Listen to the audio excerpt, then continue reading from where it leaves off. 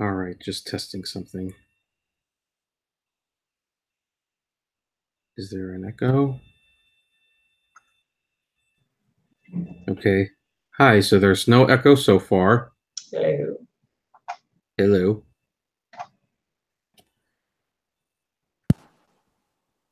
So, okay, Mike, you in? I am here, yes. Okay, no echo on you. Mark just popped in. There we go. Mark just popped in. Okay, so Looks so like far we're no live. echo. Looks like we're live right now too. Yeah, we are. I right. specifically put it live because I just wanted to see if when you guys came in there was an echo at some point. Yeah.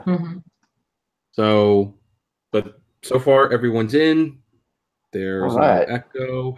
I think we might be ready to go. Nice. All right, yeah, and so okay, all of this can be edited out for the iTunes version. So, okay.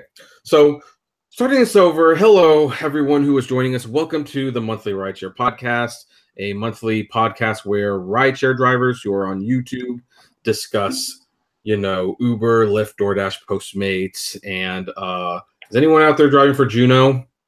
Anyone? Not yet. No? No. Okay, well, after having technical difficulties, we are on the air for the first episode, and we will have no further technical difficulties, I hope. Anyway, I am Kevin, the entrepreneur, and we have Cecily from Drive Girl Drive here. Say hello, Cecily. Hello, Cecily. Just kidding. Hi. And we have Mike from, well, your driver, Mike. Pleasure, guys. How's it going? I'm pumped for this live stream, guys. Let's do it. Yeah. Yep, me too. And we've also, by the way, got Mark from Uber Hints, but our first little mistake with him was we might have gotten a little bit of a time mix-up, so he might be coming in and out. I am here right now. You're here right there. Okay, well, glad to hear. Well, before we start the main topics, there's actually, we have to address one thing because a week ago, Cecily made a video about her transmission in her Nissan going out, and I made a video because that was kind of a wake-up call for me that I should drive less. But everyone probably wants to know, I've been getting emails, Cecily, how is the car situation? The car situation is still up in the air. I wish I had better news to report. I have basically been going back and forth with Nissan. I did reach out to them on Twitter. Someone reacted very quickly, but I got put in this funnel. It's for, let me see what the name of the group is called. It's some sort of not necessarily an advocacy group, but they're a group that basically handles complaints that I have. And they've had me verify my identity, that I own the car, the mileage of the car, all this stuff. And every time I talk to someone, it seems like they're asking me for more information, but I haven't actually got the word that that the whether or not that the issue is either covered by the warranty or not. So I'm still waiting to see that out. A good thing out of all this is that a company called Maven Gig reached out to me, and they offered to loan me a car for the past 5 days. And so I've been able to get around and testing out the car and the situation. They service the gig economy community, and so it's kind of like a blessing in disguise where I've been able to kind of run around and figure this out. But I've got a lot of great suggestions, and I've read every single one, and I'm really just going to attack it like that. I'm going to look and see what's up with the warranty. If that doesn't work out, I'm going to look into the pricing and seeing what a used one will cost. And if that doesn't work out, I'll probably just trade it in or something of that nature, because $4,000 for that transmission is just not worth it. And I didn't foresee this actually happening so soon, and I don't believe that this is a result of rideshare. But at the same time, I think that it was important for me to share what I was going through, because these are the types of things that a lot of people are dealing with. And even though it ruined my video because I was going to do something else that day, I was like, you know what, why don't I just be vulnerable and kind of show what it's like to do this? And, it was pretty cool to hear from some drivers that some folks have actually been through this and been homeless. Well, you were vulnerable, and you did show how what can happen sometimes. So mission accomplished. Yeah. Absolutely. But But you probably felt, I said in my video that I made about the topic, I said, she probably felt like the director who made the Let It Be movie. It's like, hey, let's go film the making of a Beatles album. And at the end of the day, oh, I just filmed the breakup of the Beatles. Well, that didn't work out quite the way I expected it to. And not at all. And I just, when I look back at the footage, because mind you, I was really pissed. And like, you know, my daughter was like filming that last part, and I really was like ready to throw her and the camera out the car. Like, it was not funny at that point. But I'm glad that she captured that, because she was like, this would be really good for you to share with people, you know, and so it's kind of cool to see that she's actually been paying attention what mom is doing, you know. Right. And so when I sat on it for a little bit, and I was like, you know what, maybe I should just share this, because, you know, we can be perfectionists at times when we're creating in this space, but, you know, it is what it is. It happened to me, so I just shared it. Okay. And so, but in the world of Uber, aside from the transmission, everything's good, right? Not exactly. So no. So like I said, Maven loaned me a car for a week. I took it to the Green Light Hub and was told that I was a part of, and I want to reference this as they told me, something called the California DMV enrollment error. They said it has happened to thousands of Uber drivers, where there's some sort of program where Uber is connecting directly with the DMV. For instance, if you get a DUI or some sort of serious infraction, the DMV will notify Uber that that's happened, so that they can consider whether they want you on the platform or not. Well, something happened on technical wise, I don't know. And they've said they basically have to manually send in like a form or some sort of application for each person. So I'm thinking, okay, fine. So he's tinkering away. I'm standing there for about 20 minutes. Mind you, an inspection takes nothing, especially on a brand new car. So I'm like, all right, you know, I'll just be patient, have a good attitude. This guy's going to work it out for me. He turns to me, he goes, yeah, everything's done, and you should be back on the platform in 1 to 3 weeks. Ooh, that's a lot of money for some people, though. I mean, I don't know how much I don't know how much you depend on Uber, but I know a lot of people, and especially now that the situation is going with Katie, where Uber's kind of become a lifeline, really. 2 to 3 weeks is a long time to make them wait. 2 to 3, 1 to 3 is what he said, but it still feels like 2 to, but it's still possibly, it could be 3. Exactly, or more. It made me feel, I was aggravated, of course, but then I thought, of course, this is not my only source of income. But then I thought, gosh, what about the guy that really needs this, who was going to jump in the car and go and work that day? Mind you, had I rented the car myself and paid the money, then I would just be out. You know, it's just like insane to me. And not only did they waitlist my account, it's what they call, it's like an in-between stage in a way. They reran my background check as well. So I don't know if that's just code for, okay, let's just see if she's got anything new going on, you know what I mean? But to me, it just, when he said this has happened to thousands of drivers here in California, I can only imagine if this is happening in other states, how many people are upset. But I was just like, hey, how come no one's talking about this? I haven't heard anyone reference this particular error. So that's why I wanted to share with you guys. Yeah, I believe there was a situation with someone named John who was making videos for the Rideshare guy, and I don't know if he got waitlisted, but he got deactivated from Uber. And the funny thing is, Uber admitted it was an error, and it took a couple months to get it resolved. And the scary thing, of course, is that some people really depend on this, but that's why your video was very interesting and why I made a response video. And now maybe the rest of our co-hosts can chime in, because that leads a very interesting question. Like, does Uber pay enough for people to have a security fund for unexpected car repairs or transmissions going out, or if they accidentally get waitlisted? Does Uber actually pay enough for us to have a little bit of a slush fund in case we can't drive for a couple weeks? And let me say, are you asking if Uber should have a pool for drivers that we can tap into, or if that's not what I'm saying yet. I mean, okay. that would be a good idea, I think. But does Uber pay enough where you can you like personally, with what they pay, put aside money that's dedicated just for repairs and stuff that might be unexpected? Not really in this market, not in San Diego. I can tell you that. Driving part-time in Pittsburgh, it was a lot more profitable with the surge trends, but especially for a lot of West Coast drivers, I know I've had other drivers say similarly as far as how much it surges here versus other markets. No, there's not enough give and take with the profit to have a decent nest egg. I wouldn't say, unless you're accumulating that months and months and months over time. Oh, okay. Yeah, I have to agree with that.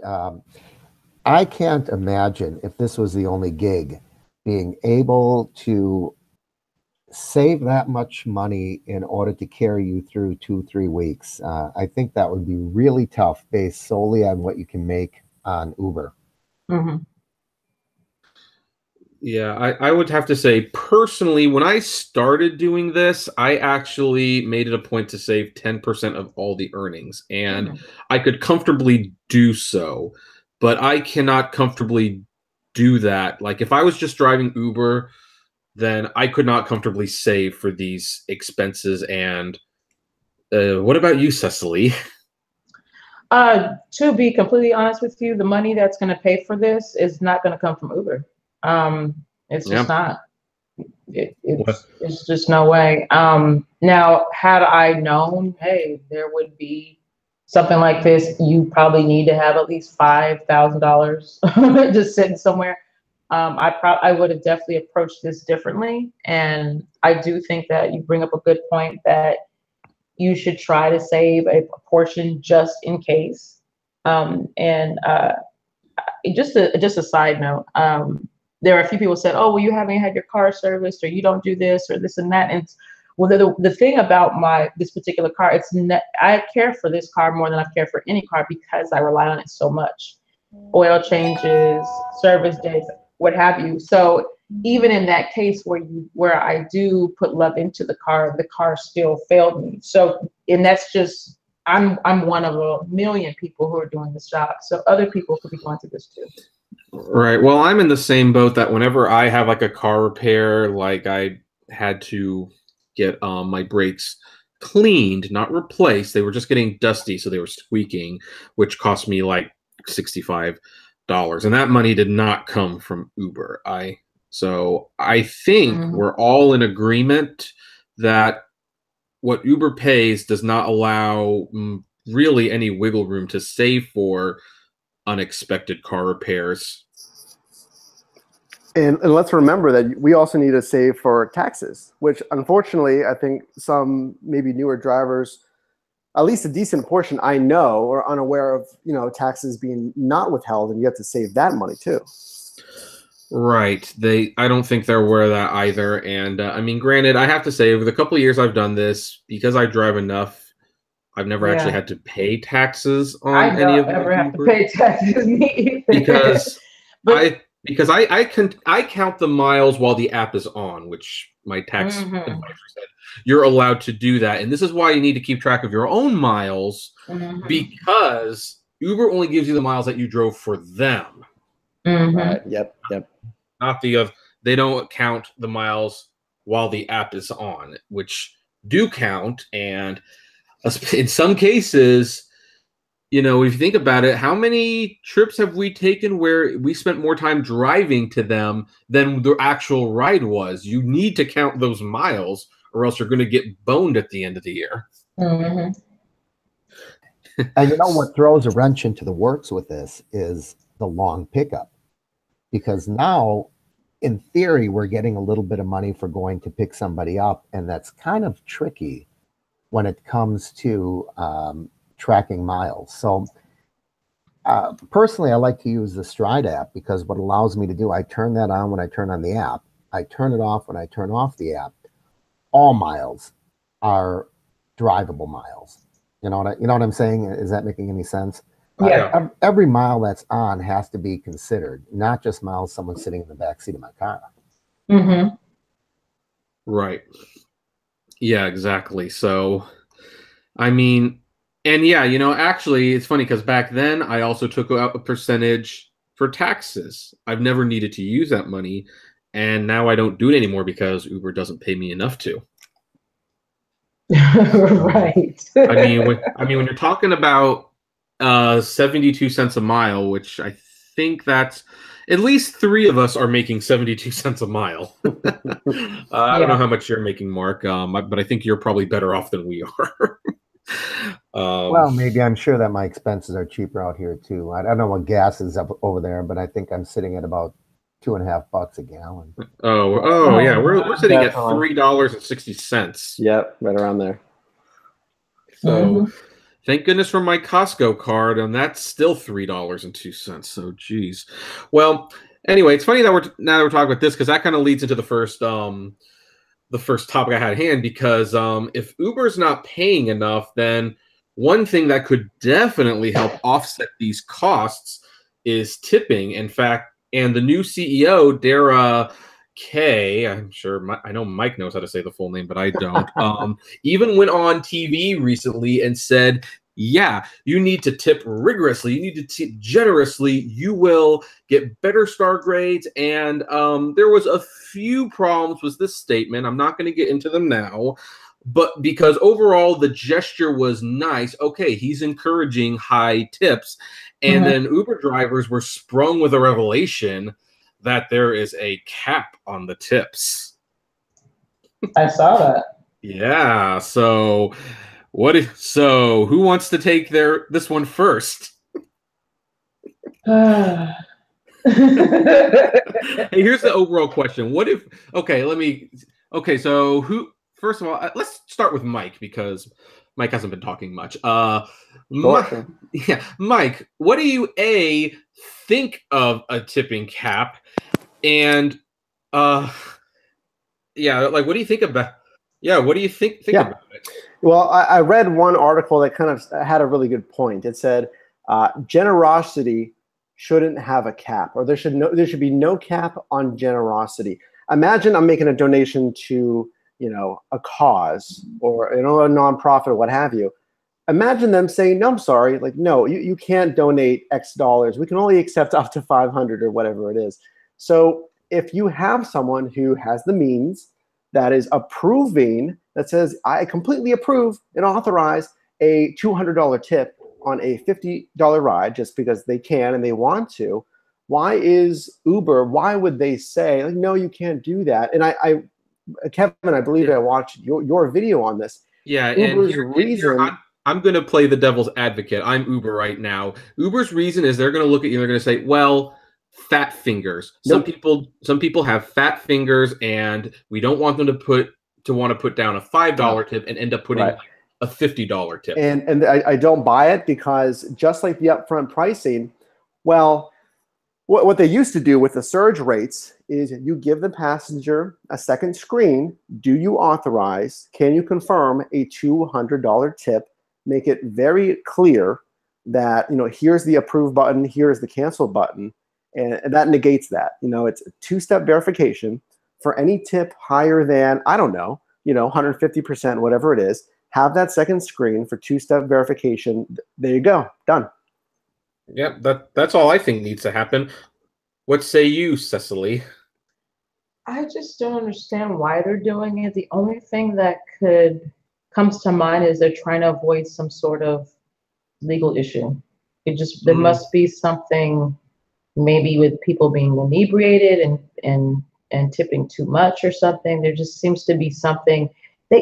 It's like they know something we don't, and they're trying to avoid that. Because I can't imagine they just someone sit there and say, all right, we've got the tipping feature, and by the way, let's cap the tips. Like, who does that? It's just bizarre. So it must have something to do with legal. Possibly. Mark, do you have an opinion on this? Yeah, I think I've never gotten a tip big enough for it to matter. But having said that, I think Cicely's on to something because, go back to what happened in Toronto when someone had a $1,400 ride or whatever, some crazy, outrageous amount for the 10-minute drive. And I kind of suspect that they realize ridiculous errors are made. They're getting enough bad press as it is.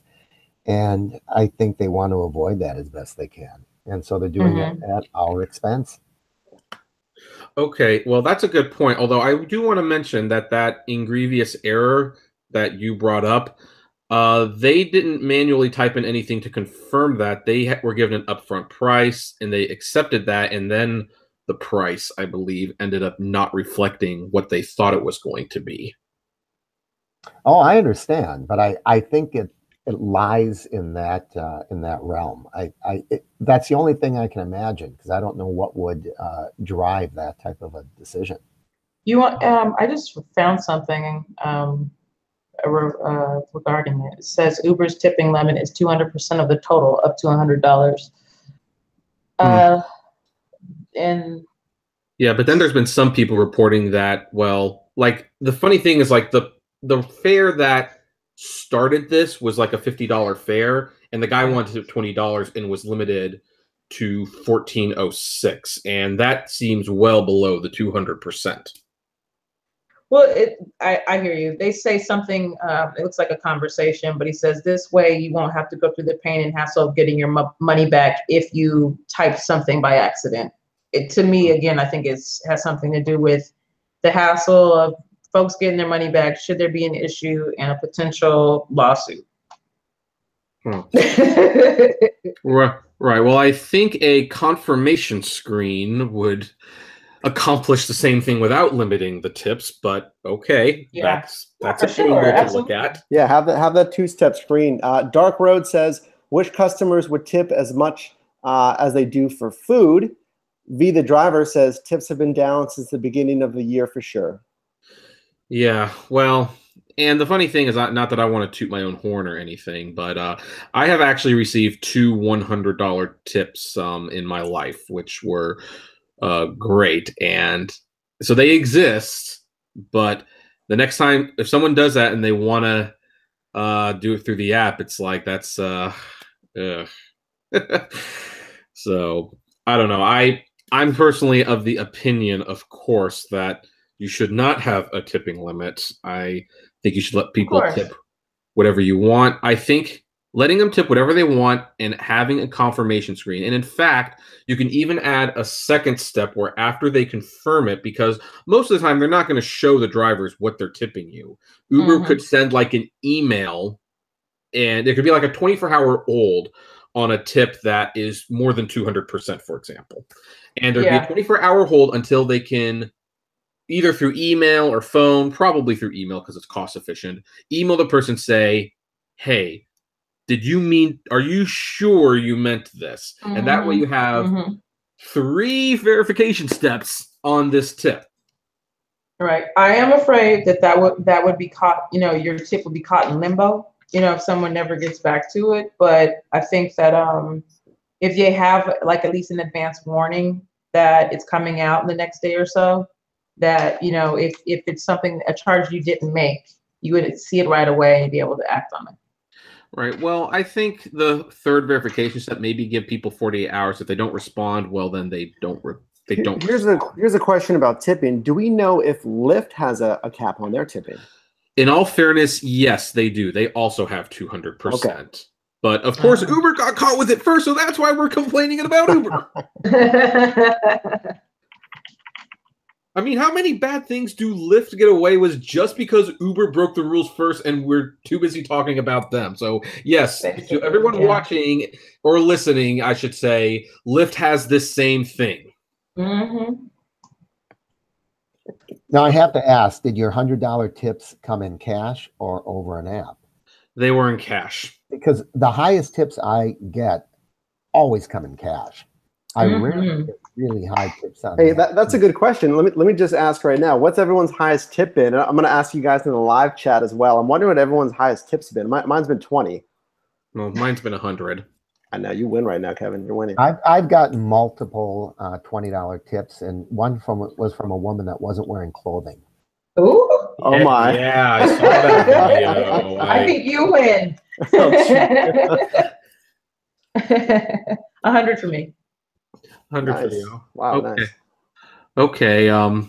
Well, then if we're I was just counting like the single highest, but I guess that night that I got that $100 tip, I also got another $12, so 112. Do I win? Yeah, you won. Well, no. You can't beat the naked lady. There's no price on that one. Mark didn't seem too thrilled with the naked lady when he made a video about it. It was not the treat you would think it would be. I was set up and Oh no. Oh no. for a cop to jump out behind the bushes or something.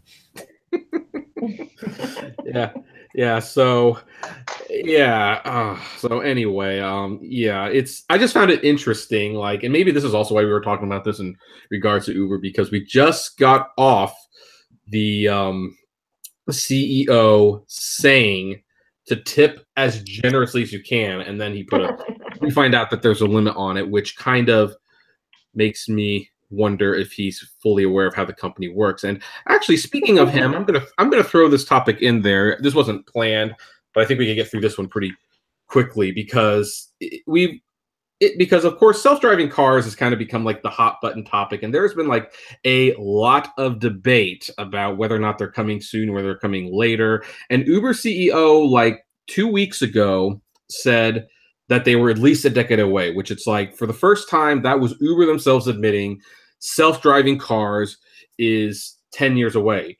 But 3 days later, you know what he said was coming in by 2021? The flying car. Thoughts? Of course. Absolutely ridiculous. Yeah, that's not feasible. That's not gonna happen in practice. I don't see it.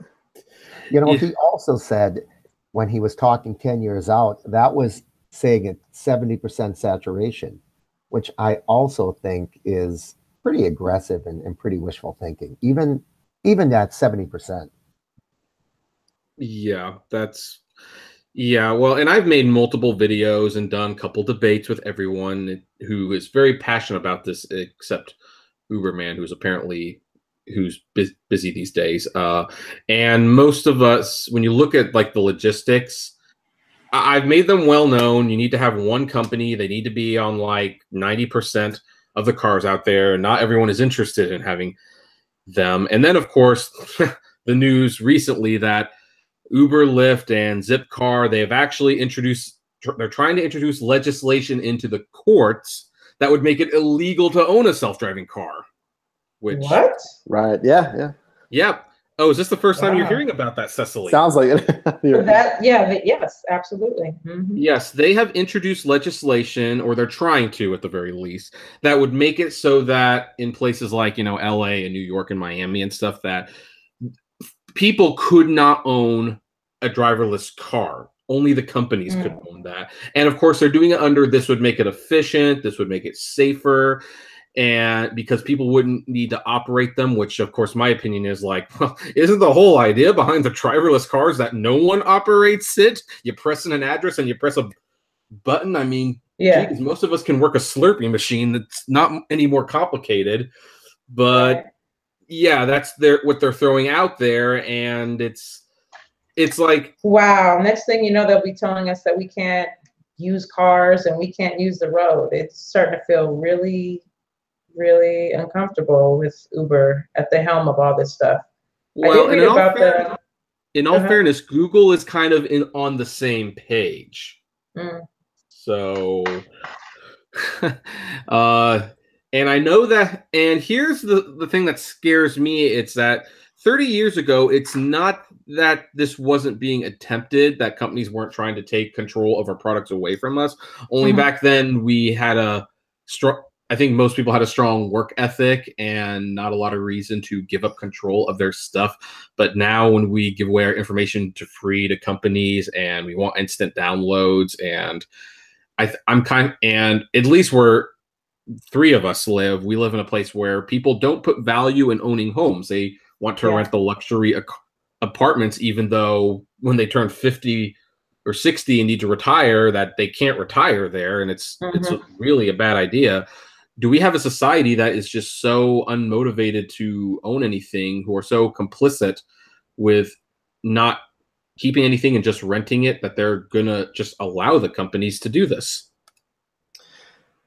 I think it kind of comes from the convenience of the tech age. You know, I don't know how much I can talk about ownership. I don't know, but I think it's stemming in part, again, from the convenience of tech. I'm thinking about Amazon Key, where we have, you know, whatever it is, independent contractors, whatnot, coming into your front door, dropping off an Amazon package. By the way, I wanted to give a quick update. Uber driver Todd says that he got a $200 tip on a 4-hour drive. Nice. Good for you, Todd. I wanted to give you a shout out, Todd. There you go. But yeah, it's interesting. The balance of convenience and tech, you know, getting so convenient, because we basically have everything in the tech space, that these things are kind of happening now, I think. Yeah, I also think with this new generation, I'm going to say it like that. I think they're inundated with options, and there's so much out there. So I was just discussing this with a person the other day. I remember when it was a thing when you bought music, your favorite movie, and you kept it. Now you just experience it one time and move on to the next, you know, streaming and all the stuff. All this stuff is pretty intangible. And you've got folks who are gallivanting around the country and Airbnbs and things of that nature. So, I mean, even just this opportunity I have with Maven Gig, there are people who just rent cars for the day just to work, and they're bouncing in different cars every day. And this is life. And so this is, maybe just people are more in the moment and not thinking about the future so much. Who has the time? I don't. Just kidding. I'm an entrepreneur. I've got all the time in the world to think about this sort of thing. Well, you need to get me some, because I don't. I think we're worrying about nothing, because I think the self-driving car is so far off, if it happens at all. Kevin, I'm inclined to agree with you. I think if it's not a closed system, it's not going to work. And there's no way that they're going to pull everyone's car off the road. I think there's too many variables. I think it's great for playing around. I think it's great science. I just don't think that it's anything we really realistically have to worry about. Right. Well, and I'm not worried about it. I mean, I talk about it a lot, partly because it's fun and I like pissing people who think it's going to happen in 2 years off. Every time I was kind of like, oh yeah, hey, remember those Amazon drones that were going to come out 7 years ago? Oh wait, no, they made those. They just called them Amazon Flex workers. Yeah. Okay. And yeah, by the way, I will never have an Amazon Key installed in my house. I do not feel like giving the #1 company in the world access to my house.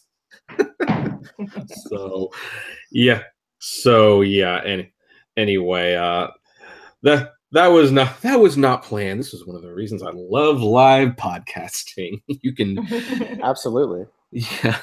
But let's change the topic a little bit and let's talk about something serious. Because this was sent to me this morning by several people asking me to comment on it. So I figured it would be good to get a group setting to talk about it. It's from the New York Times, and the article is called "A Driver's Suicide Reveals the Dark Side of the Gig Economy." And afterwards, I will link to the article in the description. It's not there now. I'm sorry, folks. But I will link to it after this is done. And it's a fairly detailed article, and it's long, but there is a taxi driver named Doug Shifter, who was a taxi driver for New York. And he left a suicide note or something that indicated he killed himself to illuminate how ride-hailing services have devastated taxi workers financially. So there's a couple things to talk about. Now, first of all, my heart goes out to this family, and I also don't want to diminish his suffering for the lack of funds because, well, you know, for those of you who are not aware, who might be listening, Katie did not get her job back, and so me and her are definitely going to be looking at some financial tough times in the near future. But there's a couple of things that need to be asked. First of all, the headline I think was a little misguiding to the point where I wonder if people read it before they sent it to me, because it was not a rideshare driver who killed himself because of Uber and Lyft. It was a taxi driver who found himself with so little business, he felt like he had to demonstrate just how severe it was. Yeah. So I guess here are the main questions. One is, was this the right way to illustrate that point when Uber and Lyft were essentially doing fair competition in how they competed with taxis? Because taxis could have been making apps and stuff all this time. And what's not being talked about is Uber actually doing way more damage, because not only are they hurting the taxi's livelihood, but a lot of drivers make a fraction of what they did just a couple of years ago. So this is probably going to be a loaded one. Who wants to be the first to comment? Any volunteers? Well, are we talking about this individual or the overall concept of what rideshare is doing to taxis? Well, I think I would prefer the overall concept. Clearly, this guy was suffering enough that he felt he had to do this to get attention. I personally don't think that it was a good way to make your point, because I think people will forget about it real quick. But we'll talk about it a little bit. But at first, the overall damage it's done to the taxi industry. I'm inclined to believe there was other things going on in a person's life that getting less money for your job is going to lead to something like this. So I think to look at that as a reflection on the effect of rideshare and one isolated incident is probably not really a fair evaluation. I think this is a person who probably had other issues in their lives that led to something like this. That may have been a trigger, but I kind of doubt that this would be the end. Let me piggyback off of that, because Mark brings up a good point. And I'm Kevin. I'm looking at the article right now, and that I can't believe that the situation. That's an awful situation. And I mean, to Mark's point, I mean, obviously not knowing this man, I feel like, yes, there would be some more deeper issues, struggles, because I mean, it could happen in any sector. If you imagine any sector, any job you're in, if you get crushed at the knees and your income is chopped in half, whatever it is, it's going to lead to, these kind of challenges, emotional challenges, struggles, family struggles. So I do think, like Mark said, it shouldn't necessarily paint the picture for rideshare, but to the larger point that you're asking, Kevin, I mean, it's tough, because I do want to look at both sides. Because if you think about it, like you mentioned, Uber's pay is so different than what taxis were getting paid. I mean, it's a tough argument. Like you just said, I mean, a lot of us are making 70-some cents a mile here in California versus, when taxis were making over $2 a mile for decades. That's a tough difference, tough pill to swallow. Yes, it is. Yeah, that's a very tough pill to swallow. And I mean, I think everyone, when they find themselves in a situation, this is where we obviously get the most resistance from new technologies and new services because of how it affects us personally. And unfortunately, this is not the first time something like this has happened even on a mass scale, where, whether like the auto manufacturers were shipped to Mexico, or like the toothpaste bottles, which used to have the cap screwed on manually, were replaced with machines who did them. Unfortunately, progress does come at jobs. What I found fascinating about the article, and I think people sent it to me because they thought that it was like saying that the rideshare people were being mistreated, and it's actually I was going to jump in on that. I was going to jump in on that topic. I had some people send that to me too, and I thought, oh God, mass suicides by Uber drivers. And then I started reading further, and I was like, wow, this is really irresponsible for them to take this man's death and to kind of dramatize what's going on with the digital revolution. There's, like you said before, there's been plenty of us, those of us who've been alive for a little bit longer, where you're changing technologies, changing jobs. When I started in this space as a graphic designer, web designer, we were writing code by hand. And now you can have applications that do it for you. And one of the reasons why I got into rideshare personally is because I needed to diversify. And I think now more than ever, people need to realize that the job that you went to school for or that you're performing today may not be here tomorrow. I mean, this is for everyone across the board, from financial advisors, people on Wall Street, I mean, what have you.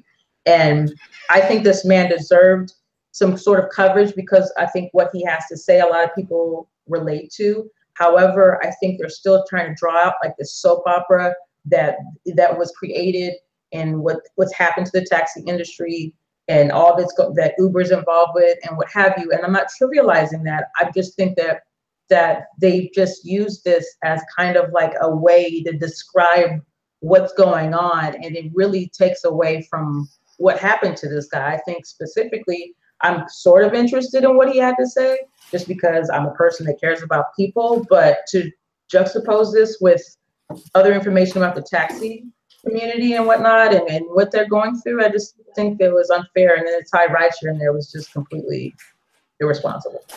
Well, there's nothing new under the sun. I mean, this goes back as far as, Eli Whitney and the cotton gin and, Henry Ford and his conveyor system of mass production. This has always happened. It always will. We're focusing on it now because it's close to us. It's during our time, and it's during our, something that all of us, at least the four of us here, and the people watching, are close to and we're impacted by.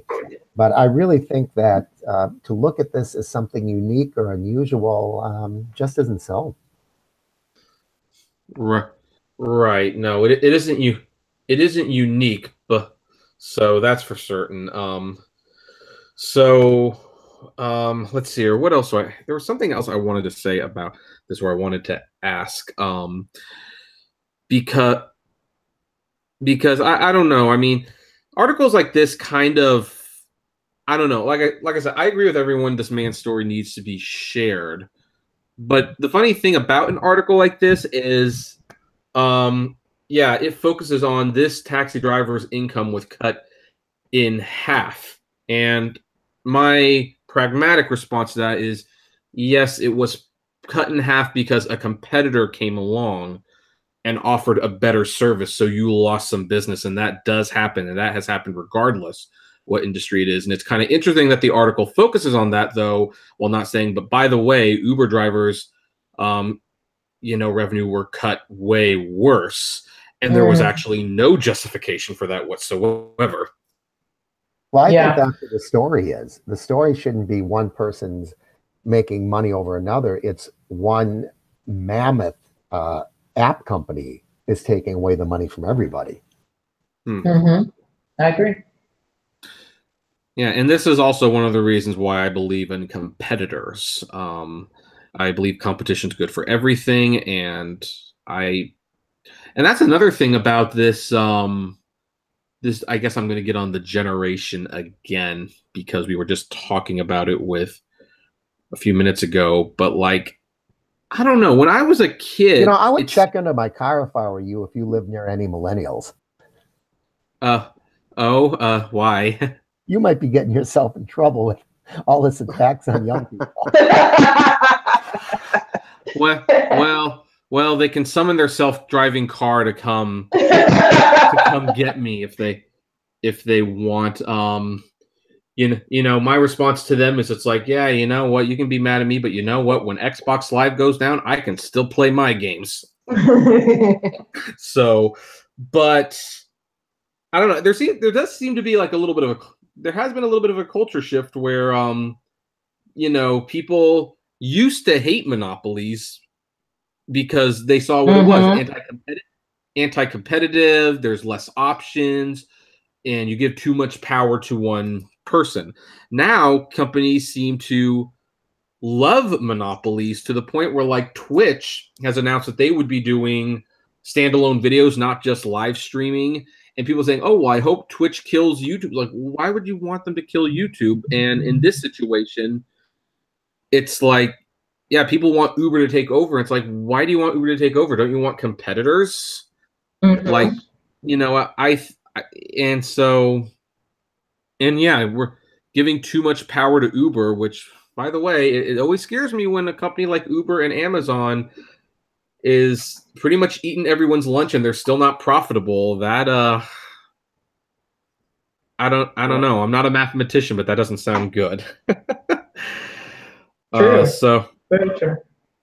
yeah. So anyway, I do feel sorry for this guy. I hope his family finds some peace, and I wish that didn't happen. But I think the article was definitely very biased and definitely misrepresenting headlines and everything. It's like the taxi industry isn't doing as well because Uber and Lyft had a better service. Now, of course, I believe that because for a while, Uber and Lyft really wasn't much cheaper than taxis. They weren't. And yet they got a huge stranglehold on the market because it was just way easier to open your phone, tap an app, and call someone. Mm-hmm. People forget that Uber did not get big because of low prices. They weren't super cheap when they started out. They got big because they were really, really convenient to use. But I think that the taxi companies are really missing the boat because there are a lot of things that Uber does not do well. And one of those is scheduling rides. And I think what companies need to do is realize we have to change our marketing. I can't think of the last time I saw effective advertising or marketing by a taxi company. I have not seen it. And if these taxi companies who say we can reliably pick you up and get you to the airport when you want to, you don't rely on an ambiguous app and someone who you don't know until they respond to your ping. I think they're missing out. They have no one to blame but themselves. Right.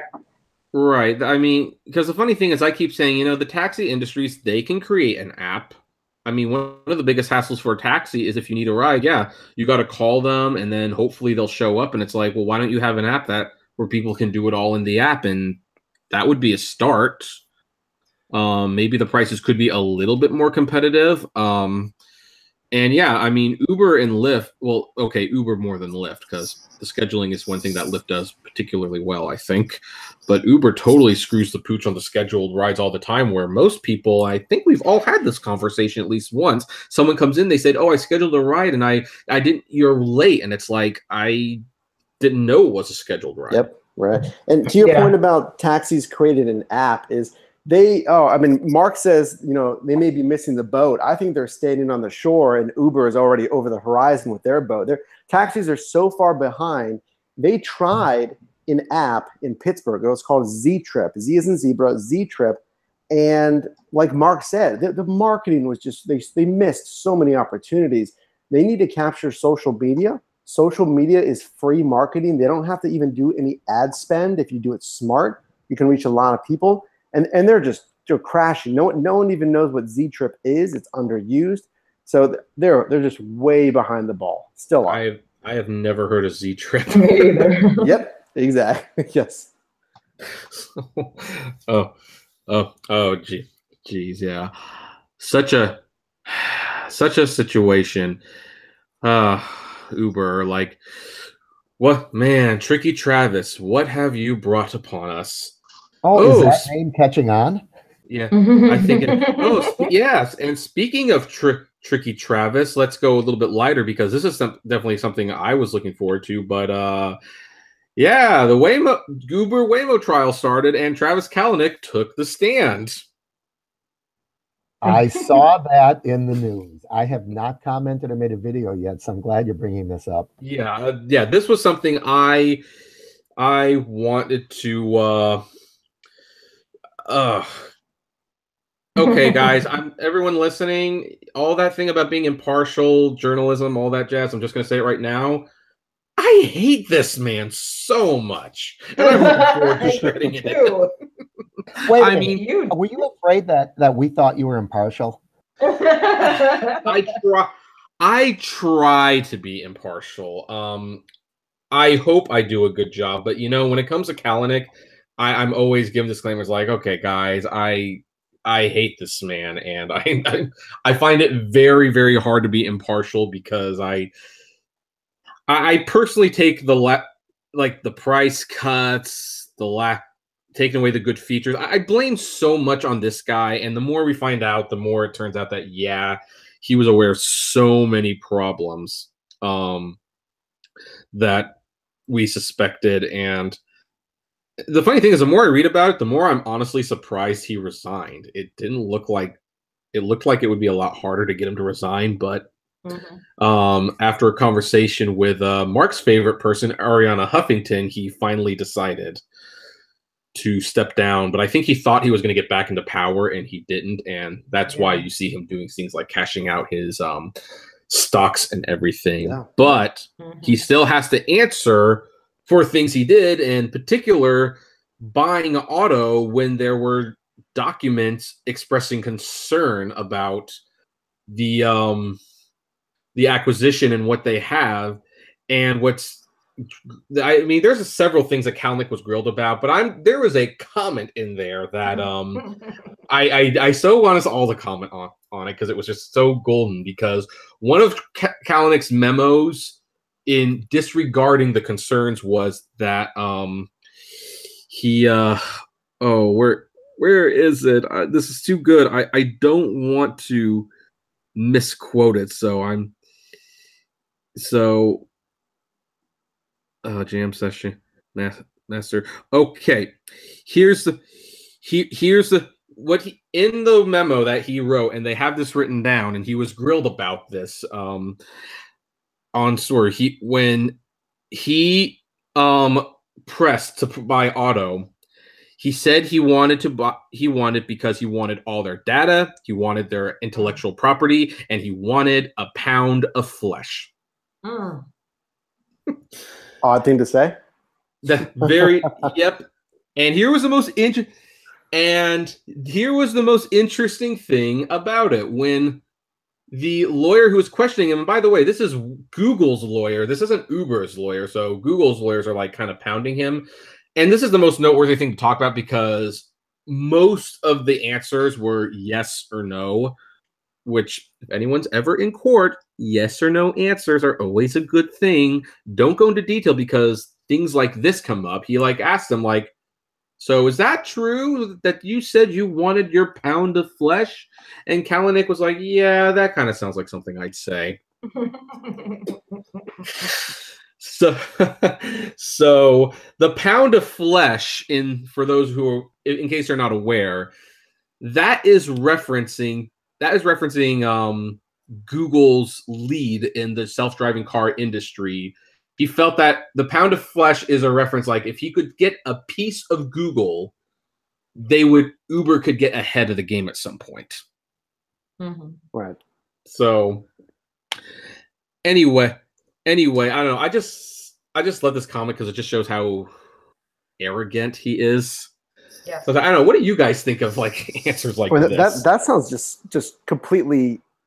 It sounds just really off to me. I mean, it's not creative. It sounds off. It's odd. It's a little creepy, I think. I mean, I just can't imagine someone saying that. It sounds so odd to me. It's weird.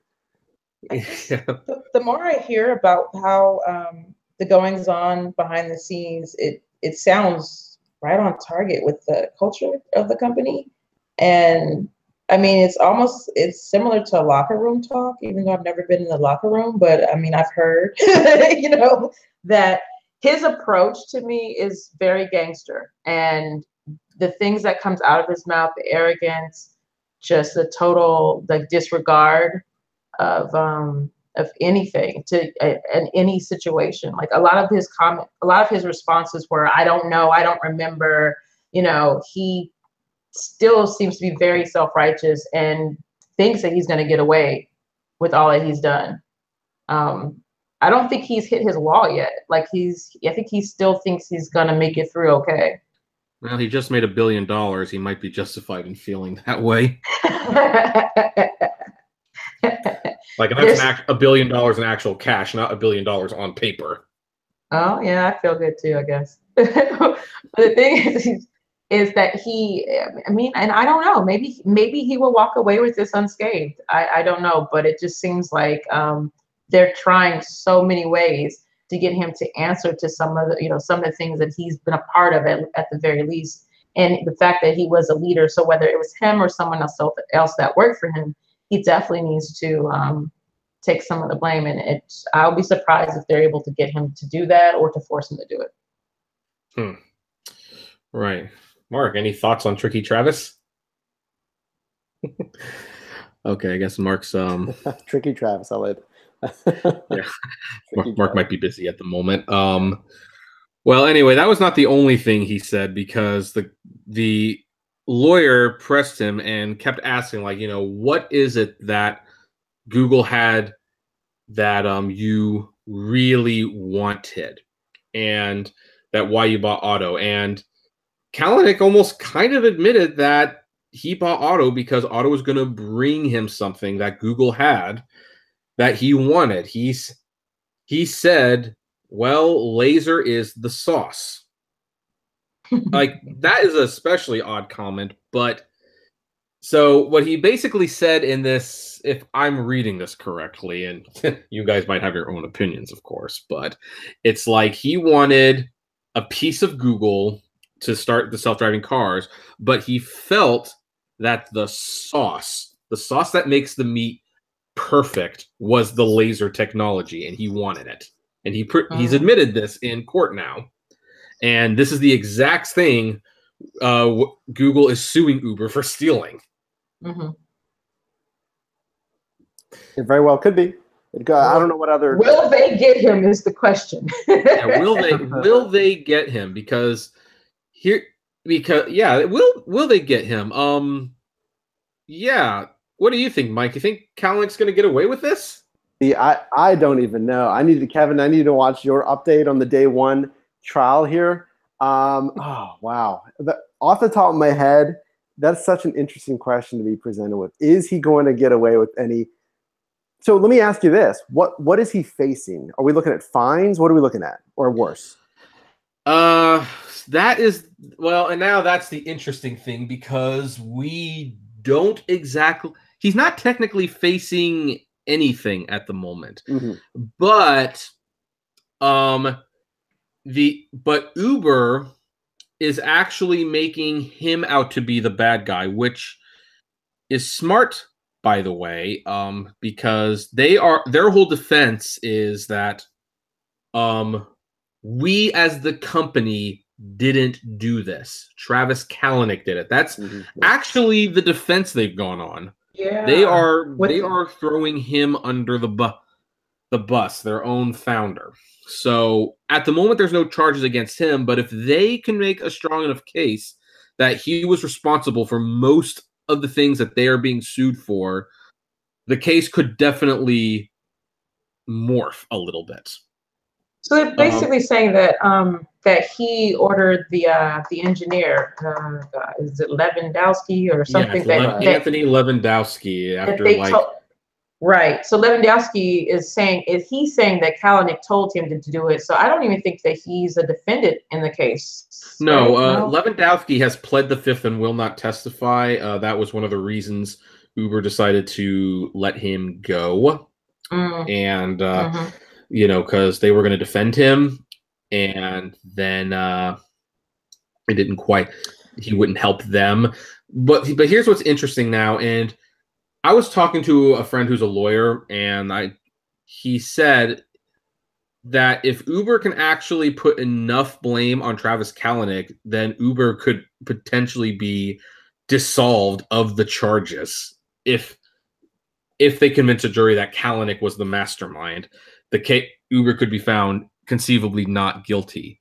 The difficulty in that, as he put it, is that Uber's board members, there's also a lot of documentation that Uber's board members knew about this. So by knowing that he was doing it and letting it happen, they are now compliant. Right, yep.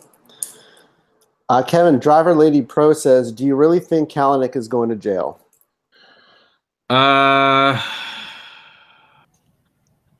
I have no idea, but personally, I say lock him up. But I have no idea. I wish it was as open and shut as it was, but it's real. And maybe it is open and shut. I don't know, but they're big enough companies that they could make it more complicated than it needs to be, and they can make it complicated enough where people essentially just get away with it. Mm-hmm. So I mean, there's a reason he's called Tricky Travie, because I mean, this guy, this man managed to stay in power way longer than any company would normally let someone who was this destructive control a $70 billion value company. Like he had everything in place to retain the power that he did. And it was basically only after some severe peer pressure that he resigned. But when you even look at the situation, he technically didn't need to do it. He was resigning that it would come off as I'm taking a break, and he would eventually come back. And that's what he was willing to do it as. And he got to the resignation point. But then when it started coming off that he actually was being fired, like he had feared, then he started digging his heels in. He appointed the 2 board members without consulting with Dara. And yeah, he's... I don't like this guy. Answer to that question: when was the last time you saw a billionaire go to prison in the United States? Right.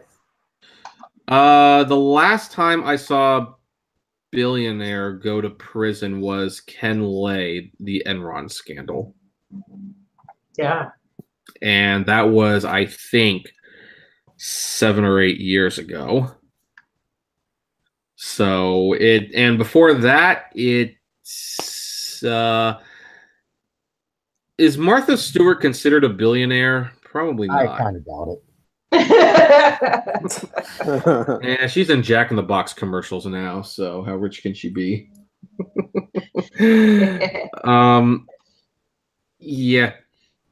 Yeah, unfortunately, I guess to fully answer the question, I would not be too surprised if Kalanick got away with this.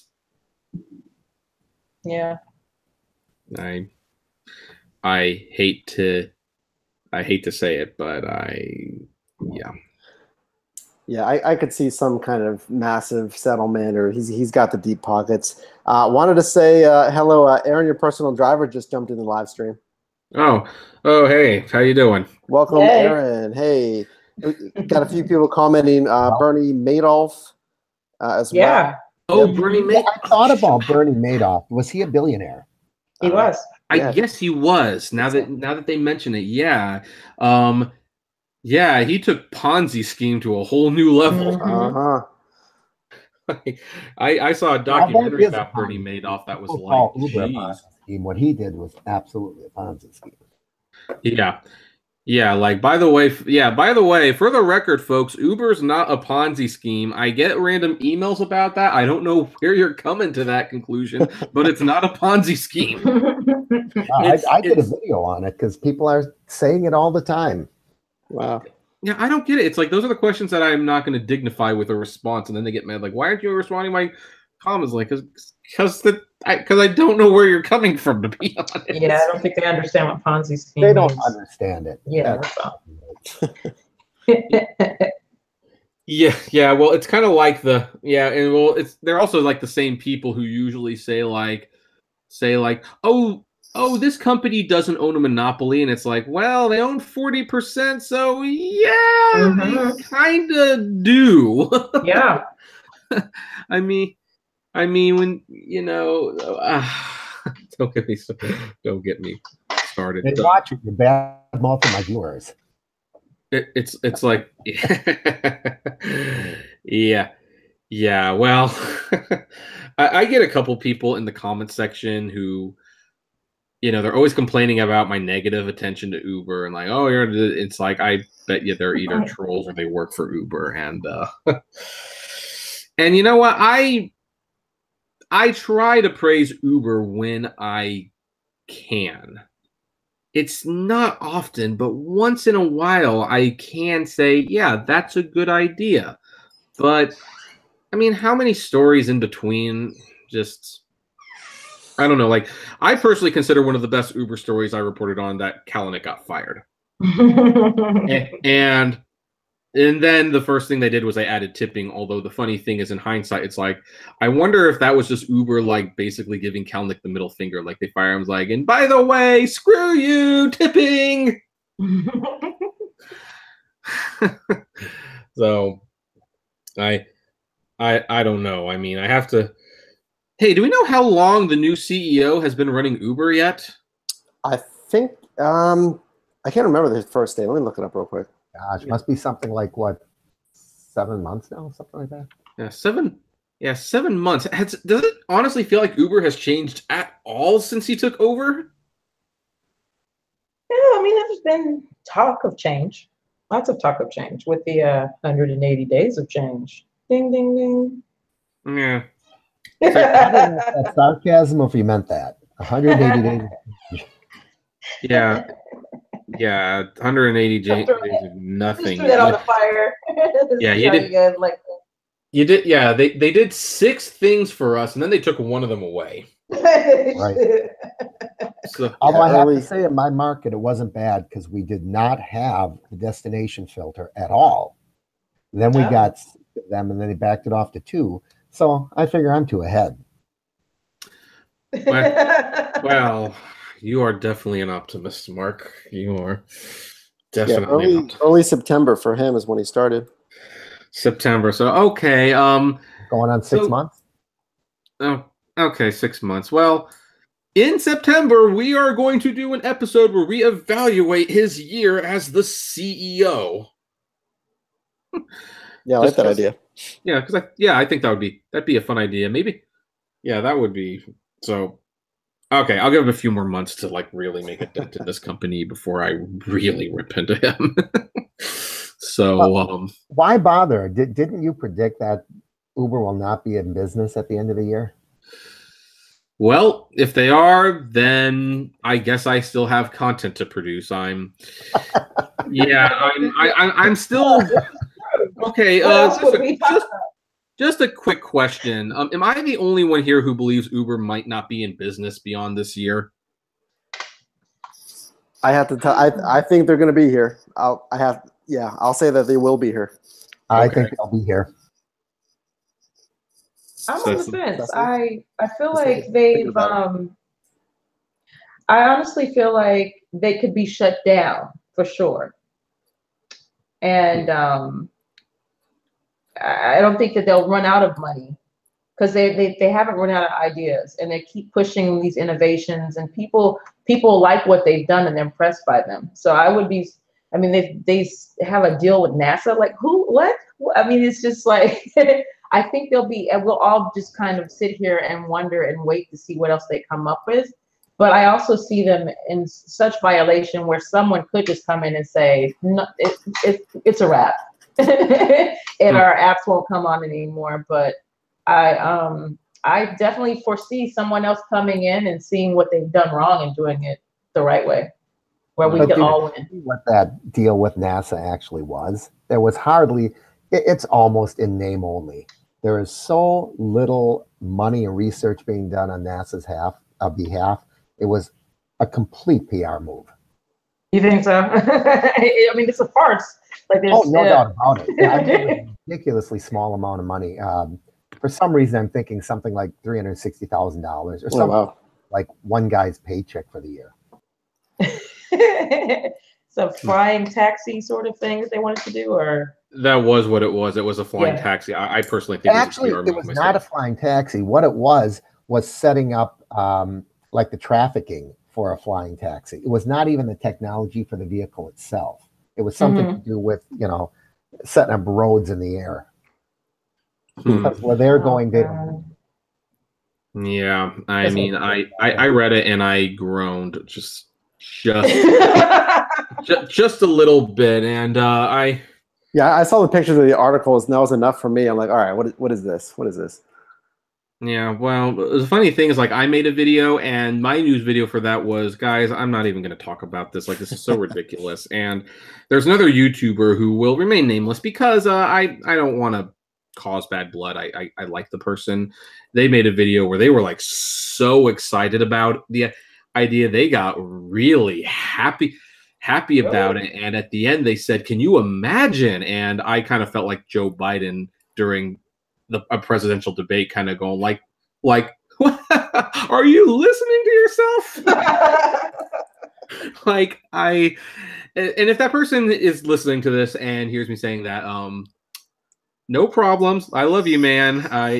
You're great. I like your videos. I just found that video to be personally. I'm not offended, Kevin. You can say it's me. No, I'm just kidding. I'm just kidding. That wasn't me. It wasn't me, guys. All right. Yeah. Well, thanks, Mike, for keeping it light. Yes. Yes. Awesome. Yeah. So I mean, but I guess that adds another question to this, though, because yeah, they do have ideas, but how many of those ideas are tangible? Who knows? I think you said something really important there, because so many of their ideas, I think, are geared at trying to get investors, trying to get PR, trying to wave the red flag over here so you're not looking in the other direction where all the bad things are happening. I think very little of it are things that they really think they're going to do, and they're going to expand on, and they're going to succeed with. Yeah. Yeah, didn't Elon Musk say he was going to be making money on space travel this year, and instead he's making money selling flamethrowers? He is. He launched that car yesterday. He launched that car into space with the what was it, SpaceX heavy missile? I think they call it something like that. Yep. Yeah. And if we could only have gotten Kalanick a seat on it. Yeah, I would have loved to have sent him the driver of that car, right? Absolutely. Put him in the car. Yeah. Well, anyway, there's one more topic that, and this I was actually going to end with Travis Kalanick, because how can you get any higher? But I actually just got a flood of emails all of a sudden, so I kind of want to discuss this a little. But people are going ape crazy about articles that are claiming that women are making like $1.27 like less on average than men. So of course I was like skimming the article while you guys were talking about NASA, and this is why. Yeah, well, anyway, people, this is why you need to really read the articles sometimes. I mean, I'm happy to have them. Don't get me wrong. Send me the articles. Like I'm happy, but read them before you ask my opinion, because if you read the articles, you will see that. Well, first of all, Cecily, how much are you making per mile on Uber? Per mile on Uber? Yeah, I'm making nothing because I'm waitlisted, remember? Yeah, okay. Well, when you were driving for them like two weeks ago, what I were you making? I make the same as you. There's no difference. The reason why women get paid less is because women don't work as much as men on the platform. Oh, I know that's what the reason is, but my point is, like, you're probably making 72 cents a mile. I'm making 72 cents a mile. Mike is,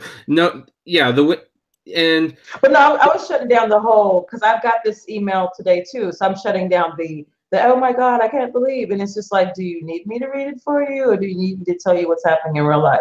Right. All right. This is why I make daily videos, because the only thing is I make daily videos and people complain like, we don't need you to read the news articles for me. It's like, well, you're sending them to me and you're outraged, and so now I'm trying to read them to you and tell you why you shouldn't be outraged at this. What my takeaway was from this article, they said that men on the average make $21.28 an hour on Uber. That blew me away. That means even the underpaid women are making $20 an hour. Is that possible? I mean, it depends on where you drive and demand. I can average 20. I'm not gonna drive unless I'm making about $20 an hour, just to be honest with you. And then you make up for it. This hour was a good hour. That's not, then I'll have a bathroom break and what have you. I mean, you have to have a goal. But I just don't understand why these journalists are so are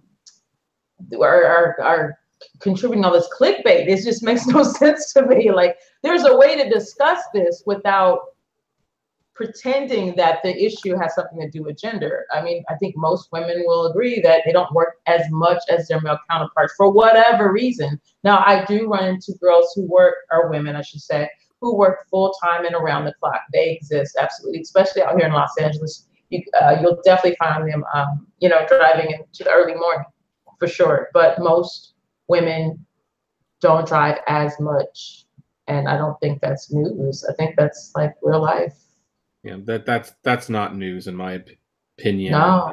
I mean, that's why I kind of went back and forth bringing it up, but it's like, yeah, you know what? I think if I did this alone on one of my videos, people were gonna, claim, oh, you don't know this. So I'm kind of like, hey guys, are we all on the same page on this? Yeah, if you want to make more money on Uber, you just got to drive more. That's Period. That's kind of the long and short of it. Uber. Well, it also says we drive faster, so I guess get a lead foot. Faster. There you go. Squeeze more rides in. Yeah. So anyway, that's the last topic that I had. Do we want to do a few Q&As before we wrap up, or are we pretty much done? I think we can take a few questions, guys. If you have any questions in the live chat, feel free to post them in the live chat right now. Right, and Mike will read them to me because I have my notes on the side, so I can't monitor that right now. Yeah, guys, again, post some comments right now in the live chat. If you're watching this in the rebroadcast, post them in the comments below. So let me read a little bit of the comments right now while we're going over that dialogue. Dark Road says, once Facebook, and Facebook's actually interesting that he mentions Facebook. Once Facebook, Amazon, or Google get into the rideshare industry, Uber is done. I think they're waiting for Uber to bleed to death a bit more. That's interesting because I don't know about Facebook personally, but I mean, I have wondered, like, okay, companies see that there's a huge demand for this ride sharing thing. Why isn't anyone who have the money and resources to get into this, why aren't they getting into it? I mean, Google kind of did with Google Waze, but that was a huge flop. But why hasn't anyone else really tried? Maybe upfront capital. I don't. You gotta someone that's gotta have the deep pockets like an Apple, and because of it to develop the software and then to outfit cars with self-driving if they're going to do it in-house. Lyft has an interesting strategy, right? Lyft has partnered with over 5 different companies. So it's interesting, their strategy. And I just mentioned in a video that, guys, you can comment on this. John Zimmer, the co-founder president of Lyft, said that this is really interesting. The driver number will not decrease when they have autonomous cars. I just read that comment. I mean, I wish he would have elaborated exactly why that would have been the case, because my question then, of course, is, well, if the drivers aren't going to decrease, then what's the point of even doing it? Isn't that the advantage, that you don't have to pay drivers? Right. I really think that the auto industry is looking to get into this space. I've seen, I'm not entirely sure, but in talking to the girl that worked for Maven Gig, she said that they have some sort of connection to a car company. I'm going to give you guys more information, so I'm not prepared. But they partnered with Lyft for their express drive thing, and then they've created their own company. I think we're going to see more auto companies try to find ways to make money as well, and lending vehicles and creating apps and just kind of taking folks away from the Lyft and the Ubers. They've got the money to do it. They've got the cars to do it, and they can take care of the insurance and mileage and all that stuff and make it much more attractive for drivers, especially those who don't have cars. Yeah. Okay. I can agree with that.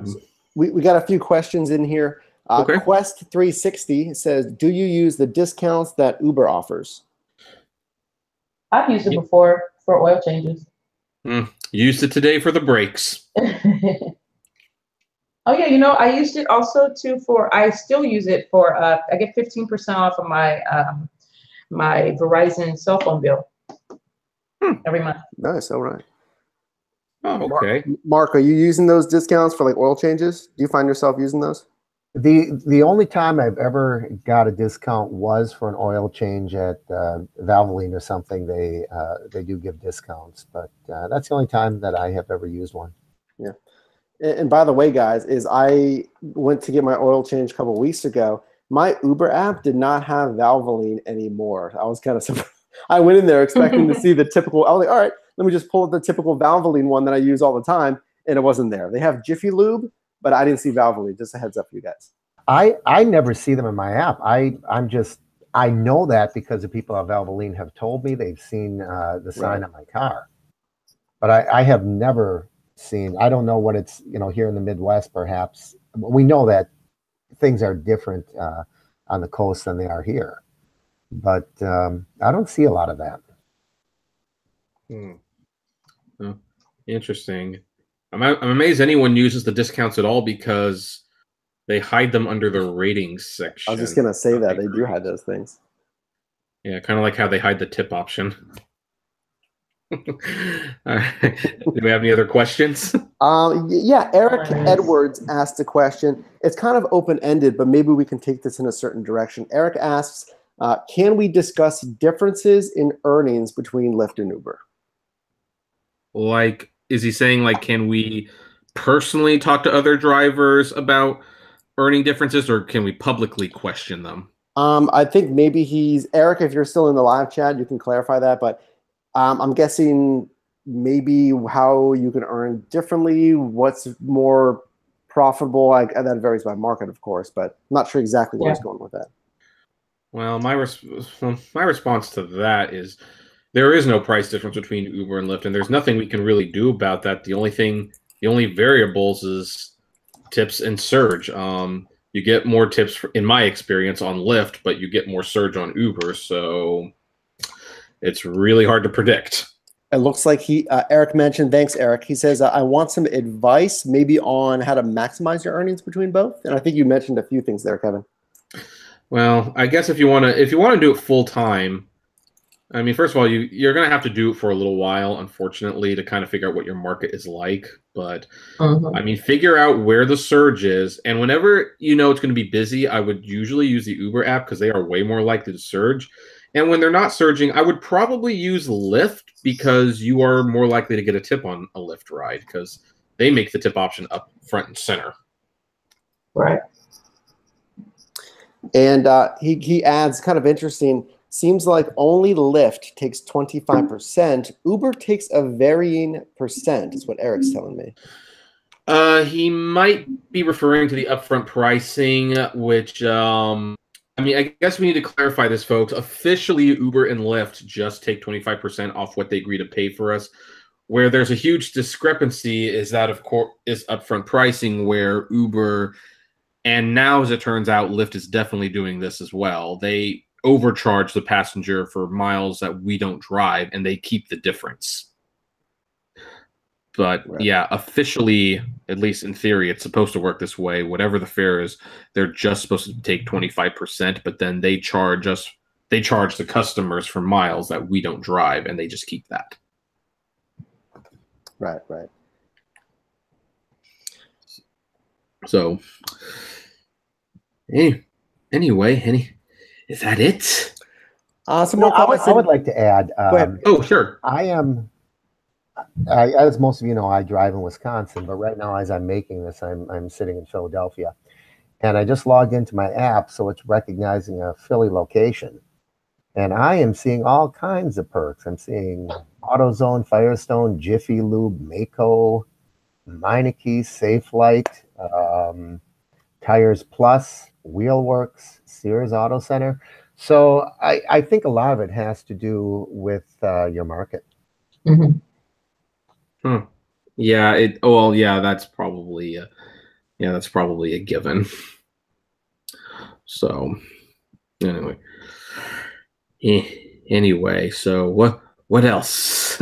Let's see. Doc Rocks. Cecily, to your point about your Verizon discount, Doc Rocks says Verizon won't give me 15% because I have an unlimited plan.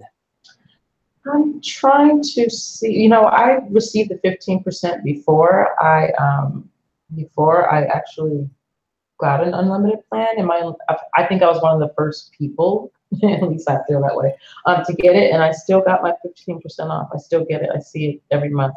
So maybe I've been a customer for like about 10 years though, so that might be the difference. You never know. I would talk to someone else and ask and see if that would work for you. Yeah. Doc rocks. If you could push someone there, escalate that maybe. See if you can fight for that discount. Yeah. Francisco says, who's done the most rides? I'm wondering if he's just kind of throwing that question out to everybody, maybe. Well, let's see here. I've done over 1,000 on Lyft and over 2,000 on Uber. So I'm going to say about 3,100. Guess. Let's see. I haven't really looked recently. I'd say I'm around 2,500. I think I'm around 22. I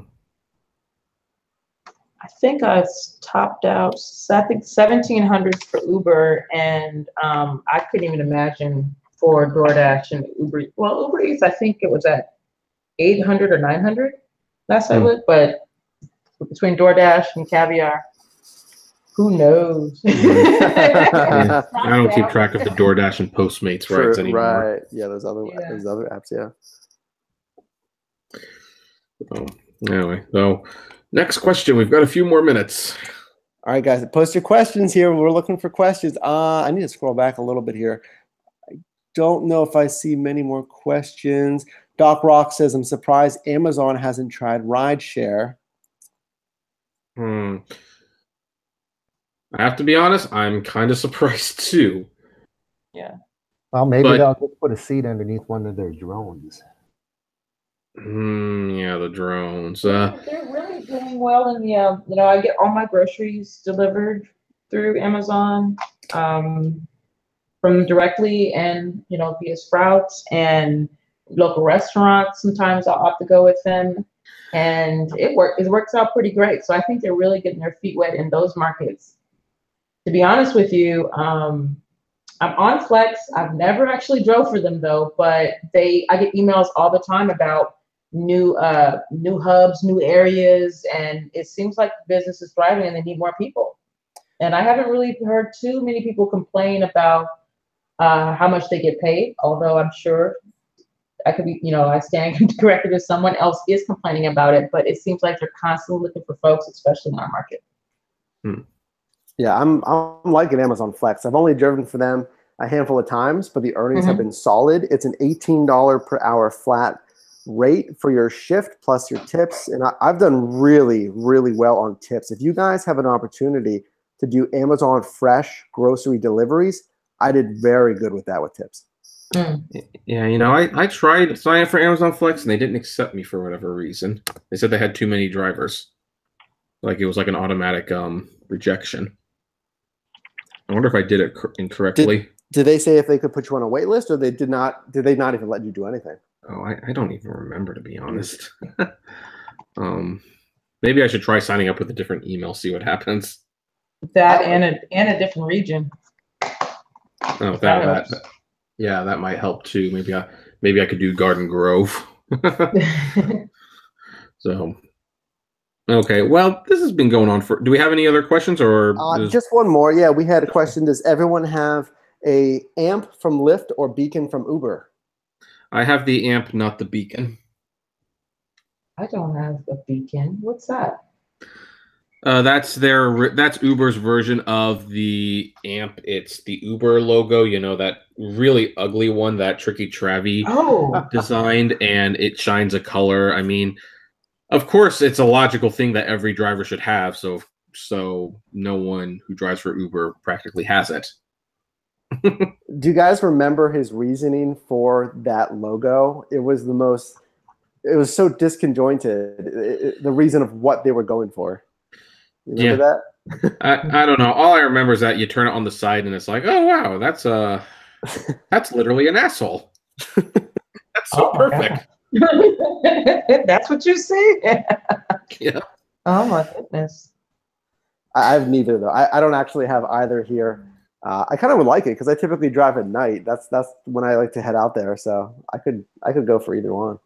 No, I don't have one, but I made a little cheap one out of dollar store parts, and it works fine. It lights up a little U in my window, and people comment that it helped them see me. So I think getting one of the official ones would probably be a great idea. Yeah, well, especially since the official one changes color based for the person, so it helps them. Right. You know, you can get a lot of different color LEDs and put it in my cheap little box from the dollar store. Yeah. The only thing that I hope they never do again, I'm just going to throw this out there, when Lyft did their gay pride thing where like it was like rainbow colored and like it changed colors. I turned it off for personal reasons, but I'm kind of glad I did, because it turned out a lot of people got tickets for that because it was imitating an ambulance or something. And Really? I hope Lyft doesn't do that again for that reason. Yeah, just so anyone knows, guys, if you ever do have a like light up sign that you made yourself or you bought on the internet, most states you cannot have forward facing red or blue lights, of course, because of those emergency vehicles, just so you know, guys.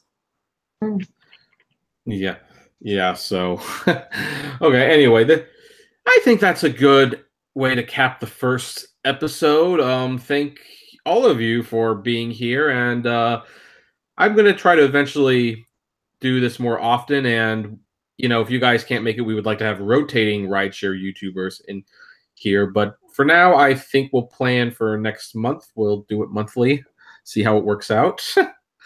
Yeah, so thank you, Cecily and Mike and Mark.